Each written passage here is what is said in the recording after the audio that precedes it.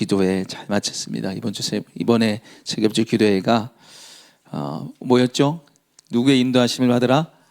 예, 성령님의 인도하심을 받으라라는 주제로 함께 말씀 나누는데, 첫 번째 혹시 기억나세요? 뭐를 통해서 성령님의 인도하심을 받으라? 성경, 그렇죠? 성경을 통해서 성령님의 인도하심을 받으라. 우리가 말씀을 통해서 인도하심을 받으라. 그 다음에 우리의 연약함을 이기고 기도로 성령님의 인도하심을 받으라. 그리고 하나님의 뜻을 구하는 기도로 성령님의 인도하심을 받으라. 그 다음에 네 번째가 다양한 통로로 성령님의 인도하심을 받으라. 그리고 다섯 번째가 분별함으로 성령의 인도하심을 받으라. 그리고 이제 어제 사인, 표징으로 성령님의 인도하심 받으라. 이렇게 6번 했고요. 이제 오늘은 순종함을 통해서 성령님의 인도하심을 받으라. 함께 나누겠습니다. 참고로 순종함으로는 없어요. 책에. 예, 책에 없는 내용입니다. 집사람, 저희 아내가 이거 또 책에 있냐고 지난번에 한번 물어봐가지고 없다고. 아마 제가 강의한 내용이 성령을 감동을 따르는 시간이라는 이태재 목사님 책인데, 그 책을 제가 참고를 했지 거기에 있는 내용을 100% 그대로 가져오진 않았습니다. 가져온 것도 있고 또 제가 변경한 것도 있고 한데, 거의 주제나 이런 거는 제가 뽑아온 것 같고, 어쨌든 책을 한번 보시면 좋을 것 같아요. 책을 사서 한번 보시면 도움이 될 것 같고, 제가 봤을 때 제일 중요한 것 중에 하나가 결국 순종할 때 성령님 우리를 인도해 나가시거든요. 예. 순종하면 할수록 성령이 우리의 삶을 인도하시고 성령께서 우리의 삶을 복된 길로 인도하시고 역사하실 줄 믿습니다. 자, 그러면 우리가 순종함으로 성령의 인도하심을 받으라는 제목으로 함께 말씀 나눌 텐데, 그럼 어떻게 우리가 순종함으로 성령님의 인도하심을 받을 수 있는가? 그 첫 번째가 이해되지 않아도 성령님께 순종해야 합니다. 이해되지 않아도 성령님께 순종해야 됩니다. 자, 오늘 본문에 보시면은 빌립이 나오는데, 이 빌립은 예수님의 제자 빌립이 아니고 초대교회에 세워졌던 7 집사님 중에 한 명이었어요. 믿음과 성령이 충만한 사람, 그래서 세워졌던 빌립이 오늘 본문 말씀을 보면 사마리아 땅에 가서 복음을 전하는데, 그 땅에 큰 부흥이 임합니다. 우리 사도행전 8장 우리 6절 7절 말씀 한번 읽어볼까요? 네, 사도행전 8장 6, 7, 8절까지 읽겠습니다. 시작. 무리가 빌립의 말을 듣고 행하는 표적도 보고 한 마음으로 그가 하는 말을 따르더라. 많은 사람에게 붙었던 더러운 귀신들이 크게 소리 지르며 나가고, 또 많은 중풍병자와 못 걷는 사람이 나으니 8절 그 성에 큰 기쁨이 있더라. 아멘. 빌립이 사마리아의 땅에 가서 예수님 복음을 전하는데, 거기에 하나님의 역사가 일어났어요. 예수님을 영접하고 믿을 뿐만 아니라 또 병자들이 치유되고 귀신이 떠나가고. 그래서 오늘 사도행전 8장 8절에 그 성에 큰 기쁨이 있더라 그랬어요. 큰 하나님이 주시는 기쁨이 있는데, 어느 날 갑자기 뚱딴지같이 주의 사자가 광야길로 가라는 거예요. 예, 우리 본문 말씀 사도행전 8장 26절 같이 한번 읽어볼까요? 사도행전 8장 26절 읽겠습니다. 시작. 주의 사자가 빌립에게 말하여 이르되 일어나서 남쪽으로 향하여 예루살렘에서 가사로 내려가는 길까지 가라 하니 그 길은 광야라. 네, 하나님께서 주의 사자를 보내서 이제 광야로 인도해 나가시는데, 오늘 이 말씀을 보시면은 설명이 없어요.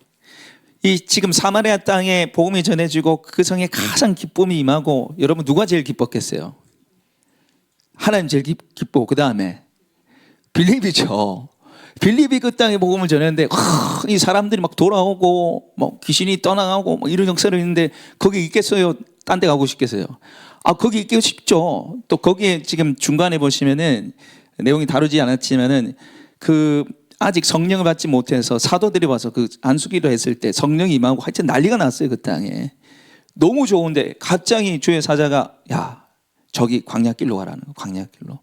광야길로 지소해서 가라는 거예요. 여러분, 광야는 사람이 있어요, 없어요? 없어요. 아무것도 없는 데가 광야인데 갑자기 그거 가라는 거예요. 근데 오늘 말씀 보시면은 왜 가야 되는지, 무엇 때문에 가야 되는지, 누굴 만나는지, 가서 뭐 해야 되는지 설명이 있어요, 없어요? 네, 1도 없어요. 그냥 가라는 거예요. 하나님 여러분 때때로 우리에게 우리를 이해시켜서 순종을 이끌어주는 분이 아닙니다. 우리는 이해를 원하잖아요. 우리가 이 말씀 보면서 역시 하나님은 불친절하셔. 이거 보면서 역시 하나님은 망무가내야. 발음이 안 돼요. 하나님 마음대로 하시. 이런 생각이 든단 말이에요.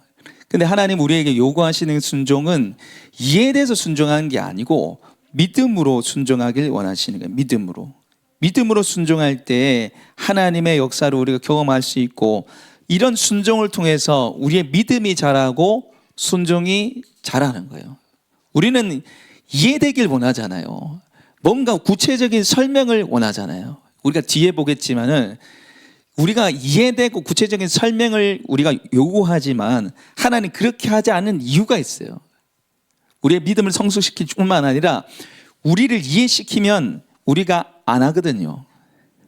우리를 이해시키려고 하나하나씩 이렇게 할 거면, 이렇게 할 거야 하면 하나님 저는 못합니다. 안 해버리거든요. 그래서 하나님이 말을 안 하시는 거예요. 그냥 가라는 거예요. 가라. 그래서 오늘 말씀해 보시면 가요. 사도는 8장 27절을 같이 읽겠습니다. 시작.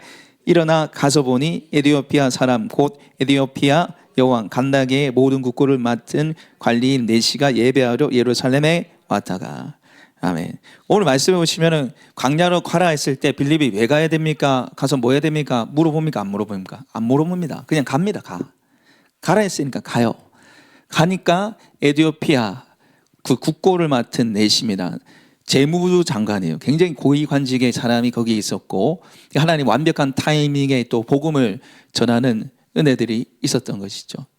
하나님이 예배해 주신 타이밍을 경험하게 되는 거죠. 가야에서 갔더니 지금 에디오피아의 사람, 이 간다게를 이 국고를 맡은 사람이 뭐 하고 있었어요? 성경을 읽고 있었어요. 성경. 이사야 53장을 읽고 있는데, 이 사람이 아마 하나님을 믿었던 것 같아요. 유대인이 믿었던 하나님을 믿는데 누군 몰라요? 예수님 몰라요. 예수님 뭐예요? 그러니까 갔더니 그 성경을 읽고 있어서 그게 깨달아지냐고 빌립이 물어보니까 하나도 모르겠다는 거예요. 1도 모르겠다는 거예요. 지금 이 사람 누군지 모르겠다는 거예요. 근데 그 사람이 누구예요? 예수님이 가라는 이야기예요. 이사야 53장은 복음의 엑기스잖아요. 복음의 엑기스를 읽고 있는데 이 사람 누군지 모르겠다. 이 사람 누구냐고 물어봐서 그걸 딱 받아가지고 빌립이 어떻게 해요? 예수님 쳐다보고. 그래서 오늘 말씀에 보시면 세례를 받고, 이해되지 않지만 하나님은 완벽한 타이밍으로 우리를 이끌어 나가십니다. 아멘. 그 맞춰서 갔더니 하필 그때에 이사야 53장을 읽고 딱 예수님 말하기 너무 좋잖아요. 네. 그래서 지금 에디오피아 사람, 이 사람이 예수님을 믿으면 물론 이제 뒤에 성경에는 안 나오지만 에디오피아에게 복음이 전해질 거잖아요. 이 사람이 예수님 믿었으니까 가만히 있겠습니까? 고위 관직의 또 사람인데 얼마나 많은 선한 영향력을 끼치겠어요. 하나님의 타이밍이 있습니다. 우리는 때로 이해되지 않지만 하나님 타이밍으로 우리를 이끌어 나가십니다. 아멘. 그래서 우리는 이해되지 않아도 좀 순종하려고 해봐야 돼요. 그럴 때 하나님 우리에게 주신 은혜와 복을 경험할 수 있어요.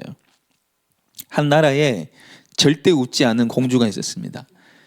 절대 안 우는 거예요. 무슨 일이 있어도 안 주는 거예요. 그래가지고 이 왕이 참 근심걱정이 돼가지고 사람을 불러 모아가지고 우리 딸을 웃게 하면 내가 사익감으로 삼고 내 나라를 주겠다 하는 거예요. 야, 그래 난리 났어요. 많은 사람들이 뭐 코미디언부터 시작해가지고 웃기러 이제 온 거예요. 근데 공주가 안 웃었어요. 안 우는 거예요. 근데 그 나라에 또 바보 한 명이 살았어요. 바보 한 명이. 바본데 일을 굉장히 잘했어요. 바본데 일은 잘하는 사람인데 어느 집에 갔더니 이제 열심히 일했다고 새끼 돼지 한 마리를 줬어요. 새끼 돼지 한 마리를. 새끼 돼지 한 마리를 이렇게 끄덕안고 이렇게 왔는데 돼지가 막 낑낑대고 난리가 난 거예요. 그래서 도망가 버렸어요.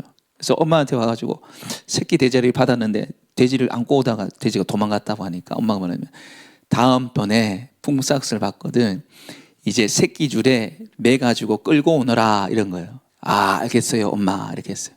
또 열심히 일했어요. 그랬더니 뭘 주냐면 생선을 줬어요. 생선 2마리를 줬는데 엄마 말이 생각이 나가지고 생선을 이제 그거를 묶어가지고 땅에 질질 끌고 오는 거예요. 그러니까 막 고양이들 다 뺏어 먹고 막 난리가 나고 못 먹는 음식이 돼버린 거예요.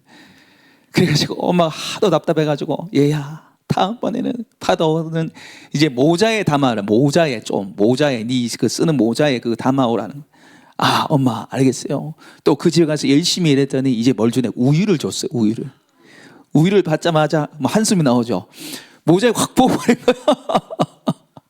그래가지고 이 엄마 나 답답해가지고 얘야 다음에 뭘 받든지 간에 어깨에 메고 오라 이런 거. 어깨에 메고 오라. 예, 엄마 어깨에 메고 오라. 어깨에 메고 가겠습니다 해서 그 집에 열심히 일할 때는 뭘 주냐면 송아지를 한 마리 준 거예요. 송아지를 한 마리 줬는데 그 송아지를 어깨에 메 거라고 막 이제 쌩 난리가 난 거예요. 안 매지니까 계속 말라하고 막 송아지는 막 난리하고 음매 걸리고 말리하고. 그런데 이걸 누가 봤냐면 공주가 본 거예요. 공주가 보고 웃기다고 웃은 거예요. 그래서 그 나라의 왕이 됐다고 합니다.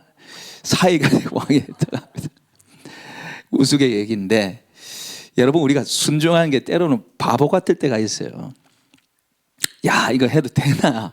이 바보처럼 야, 이거 해도 되겠나? 그럴 때가 있어요. 그러나 순종하는 자를 누가 책임져 주십니까? 하나님 책임져 주세요. 이에 대해서 우리가 순종하는 게 아니라 하나님이 책임져 주실 줄 믿고 우리가 순종하는 겁니다. 아멘. 이 순종을 통해서 하나님 길을 열어주시고 나의 삶을 인도해 주신다는 것을 믿고 우리가 순종해야 되는, 이해가 아니라 여러분 믿음으로 순종할 수 있는 우리 모두가 되길 소망합니다. 자, 두 번째로 우리가 순종함으로 성령님의 인도를 받기 위해서는 고난 속에도 성령님께 순종해야 합니다. 고난 속에도 성령님께 순종해야 합니다. 오늘 우리가 읽었던 그 사도행전의 그 처음 부분에는 막 사마리아 땅에 부흥이 임하고 기쁨이 있지만 사실 그 전에 굉장히 빌립이 힘들었어요. 그게 어디 나타나냐면은 사도행전 8장, 여러분 1절, 2절, 3절 같이 한번 읽어볼까요? 사도행전 8장 1, 2, 3절 읽겠습니다. 시작. 사울은 그가 죽임당을 마땅히 여기더라. 그날에 예루살렘에 있는 교회에 큰 박해가 있어 사도 외에는 다 유대와 사마리아와 모든 땅에 흩어지니라. 경건한 사람들이 스데반을 장사하고 위하여 크게 울더라. 사울이 교회를 잔멸할새 각 집에 들어가 남녀를 끌어다가 옥에 넘기니라. 아멘. 여기서 말하는 사울은 바울이죠. 예수님 만나기 전에 사울입니다. 근데 이 상황이 어떤 상황이냐면 사울은 그가 죽임당한, 여기 그는 누굽니까? 스데반이에요.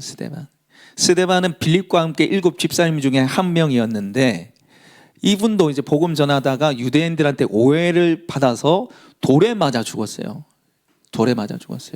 여러분, 같은 동료 집사로서 빌립의 마음이 어떻겠어요? 오늘 여기 성경에 보면은 2절에 경건한 사람들이 스데반을 장사하고 위하여 어떻게 해요?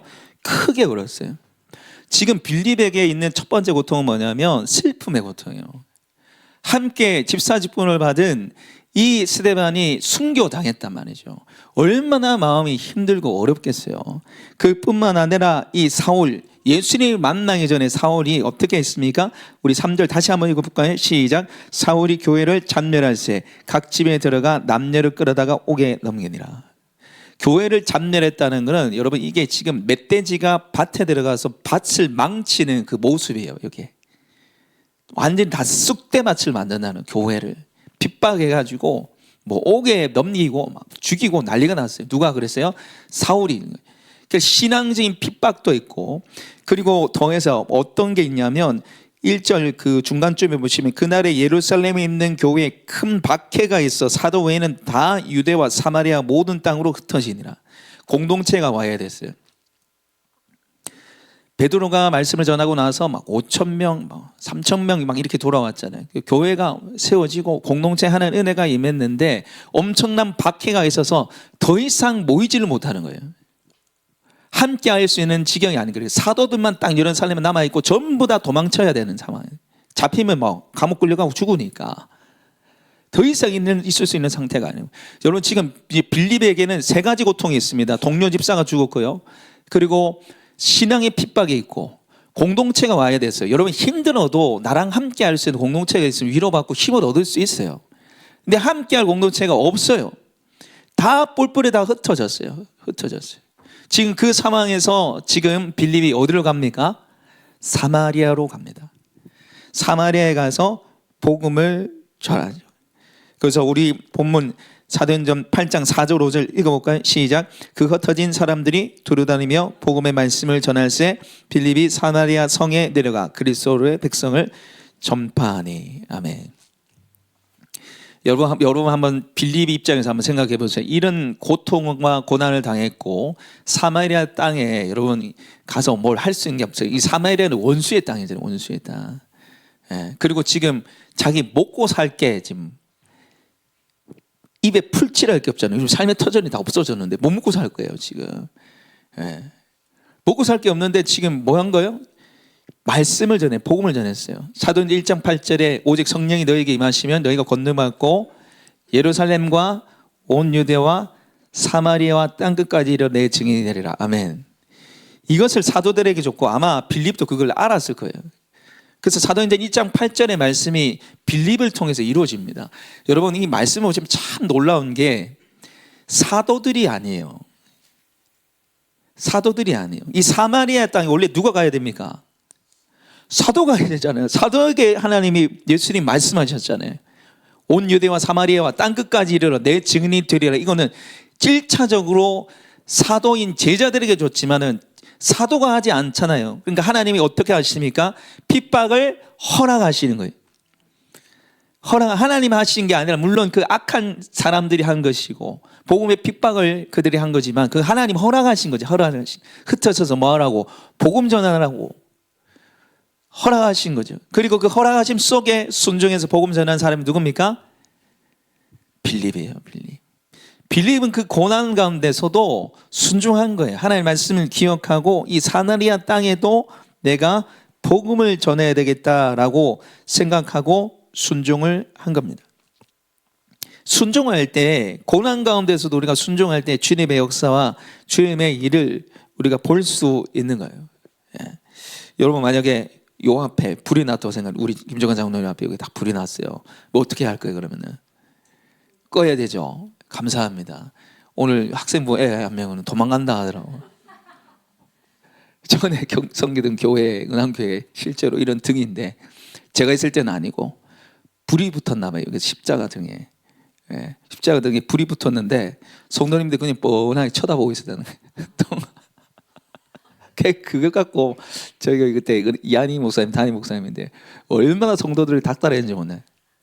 그 앞에 불 났는데 불도 안 끄고 뻔하게 있다고 그 교육자는 뭐 성도는 똑같다면서 뭐 얼마나 계속 그러지.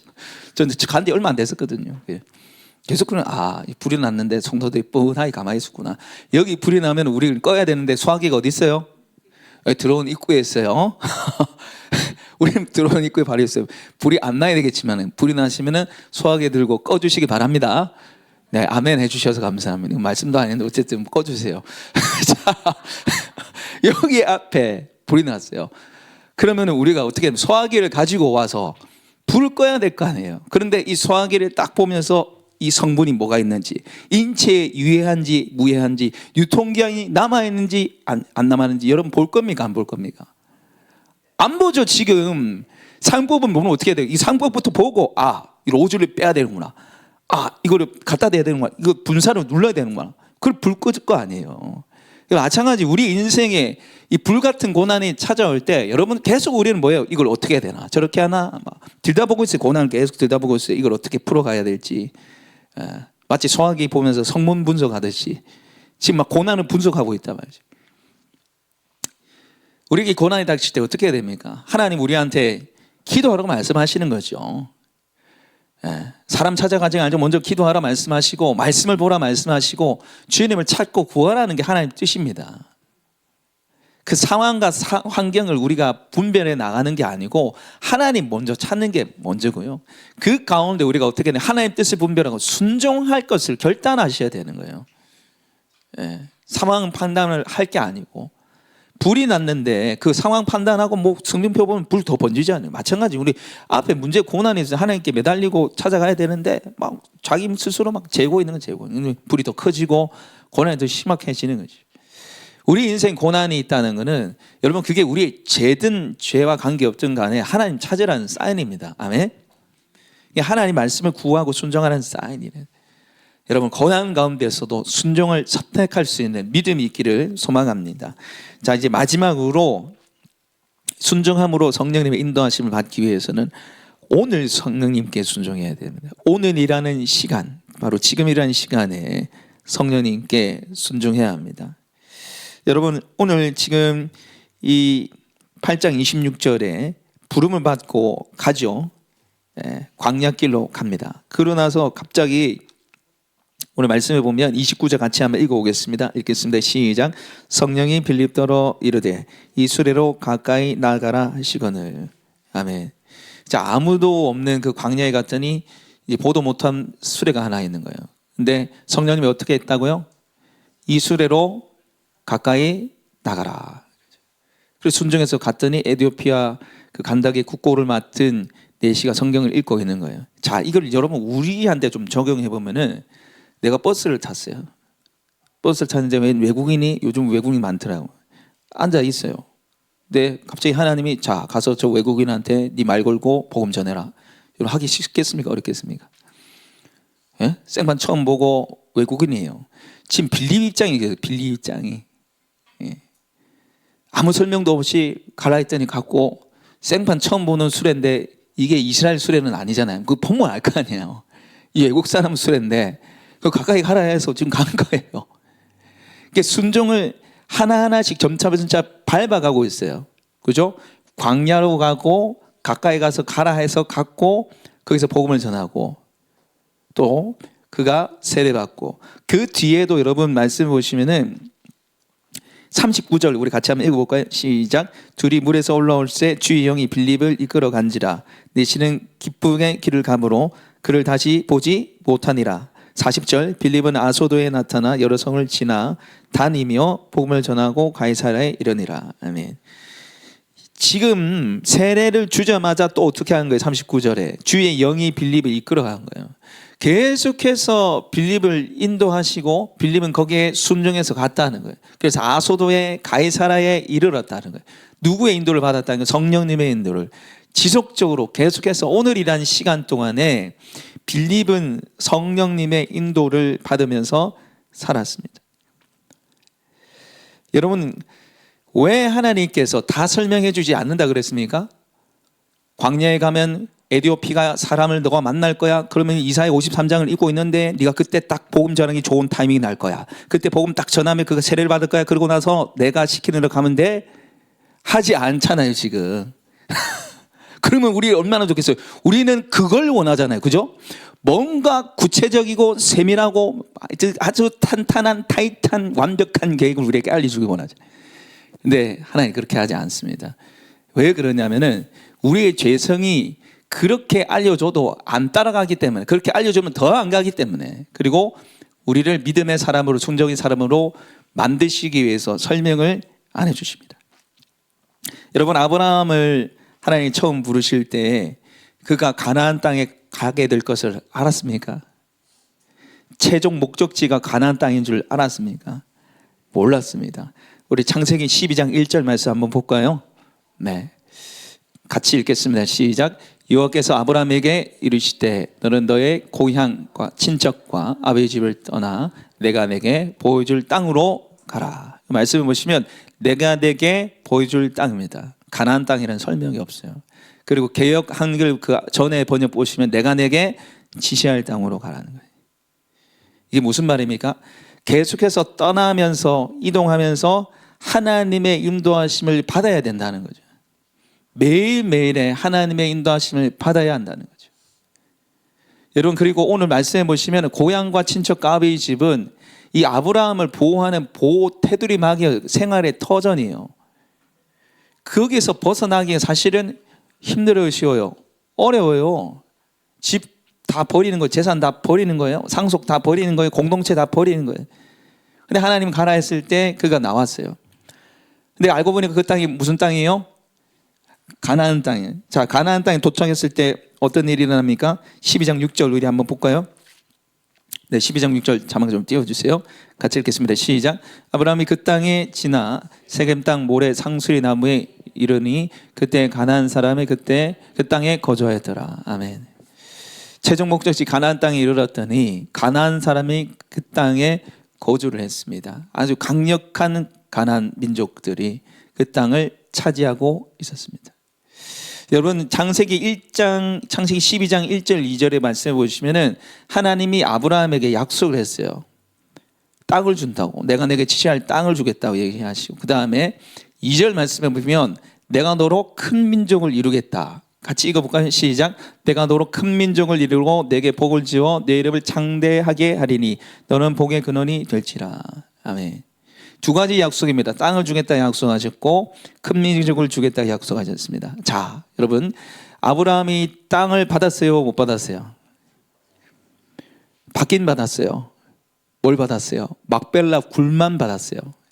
무덤 하나 받았어요. 그리고 가나안 땅에 뭘로 지냅니까? 나그네 떠돌이 생활합니다. 그리고 두 번째 약속, 큰 민족을 이루겠다고 말씀하셨죠? 근데 아브라함이 큰 민족을 이뤘습니까? 아브라함 때 주신 자녀는 딱 한 명이에요. 이삭. 물론 이스마엘도 있었지만 그거는 약속의 자녀가 아니죠. 큰 민족이 아니에요. 여러분, 만약에 하나님께서 아브라함에게 야, 너 가나안 땅으로 가게 되는데 너는 그 땅에 굴 하나만 딱 가질 수 있어. 평생 너 떠돌이 생활이야. 너 이제 또 가나안 땅에 가잖아. 그러면 내가 딱 한 명만 줄 거야. 이삭 한 명만 줄 테니까 그거 가지고 살아. 그럼 가고 싶겠습니까? 안 가고 싶겠습니까? 안 가고 싶죠. 여러분, 이게 지금 하나님의 말씀이 하나님이 약속을 어겼다는 거 아니에요. 물론 이제 아브라함의 자손들이 가나안 땅을 이제 다시 차지하게 되죠. 그리고 아브라함부터 시작해서 수많은 민족들이 세어나잖아요. 그죠? 그리고 우리도 영적으로 아브라함의 자손입니다. 하나님의 약속이 이루어졌지만은 그의 삶에는 펼쳐지지 않았어요. 아브라함에게 이걸 하나님이 설명하시고 말씀하셨다면은 본토 친척 아버지 떠나지 않았을 것입니다. 설명해 주지 않고 가라고 얘기하시는 거죠. 예. 그래서 그 순종해서 한 걸음 한 걸음 왔더니 그게 가나안 땅이었고 나그네 생활이었고 이삭을 얻게 된 겁니다. 여러분, 이 말씀은 무슨 말이냐면은 우리가 하나님이 감당할 수 있는 순종만을 요구하신다는 거예요. 단계적으로 우리를 이끌어 나가시는데 그 시간 그때에 내게 원하시는 순종의 분량이 있다는 거예요. 그래서 우리에게 설명을 다 하지 않은 겁니다. 하나님은 큰 그림이 있으면 큰 계획을 가지고 계신데 그걸 다 설명하지 않아요. 근데 하나님이 우리를 매일매일 조금씩 오늘이라는 삶에서 우리를 단계적으로 인도해 나가셔서 결국 어떻게 하십니까? 큰 그림 그 계획 속에 우리를 두게 되는 것입니다. 네. 여러분, 우리가 신앙생활을 하면서 마치 로또처럼 되길 원하는 마음들이 좀 있어요. 이게 무슨 말이냐면 로또처럼 한 방에 한 건에 뭐 어떤 큰 은혜의 역사들이 우리에게 있길 원하는 것 같아요. 소위 말해서 불 받으면은 뭐 은혜 받으면은 막연하게 뭐 지금은 안 되지만은 뭐 한 방 뭐가 이제 되면 내가 한번 막 그죠 엄청난 순종을 하면은 하나님 엄청난 복을 주리라 이런 약간 로또 같은 그런 신앙과 믿음이 좀 있는 것 같은데 여러분, 근데 하나님은 결코 그런 분이 아니십니다. 결코 어떤 사건을 계기로 해서 우리가 한꺼번에 변화되고 한꺼번에 놀라운 축복으로 하나님 역사하는 분이 결코 아니세요. 여러분, 우리가 흔히 사도 바울을 떠올릴 때 다메섹 도상에서 예수님 만나고 그의 인생이 바뀌었다고 생각하지만 맞아요. 다메섹 도상에서 예수님 만나고 그의 삶이 바뀐 건 맞지만 그거는 출발이었어요. 출발. 아, 내가 예수님을 핍박했는데 그 예수님을 사랑하신 하나님일 수도 있겠다라고 생각했지만 그 예수님을 위해서 자기가 박해받을 거라는 결단을 하고 순종의 길로 가지 않았습니다. 그가 어떻게 했습니까? 그에게는 성령 하나님의 인도하심, 순종의 삶으로 나아가는 훈련의 시간이 필요했어요. 우리 갈라디아서 3장 17절 18절 말씀 우리 한번 띄워주십시오. 네. 같이 읽겠습니다. 시작. 또 나보다 먼저 사도된 자들을 만나려고 예루살렘에 가지 아니하고 아라비아로 갔다가 다시 다메섹으로 돌아왔노라.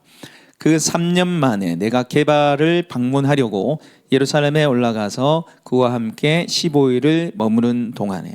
아멘. 여기 말씀에 보시면 또 나보다 먼저 사도된 자를 만나려고, 이 지금 예수님 만나고 난 이후에요. 예수님 만나고 난 이후에 예루살렘에 가지 않고 어디로 갔어요? 아라비아입니다. 아라비아 광야예요. 광야.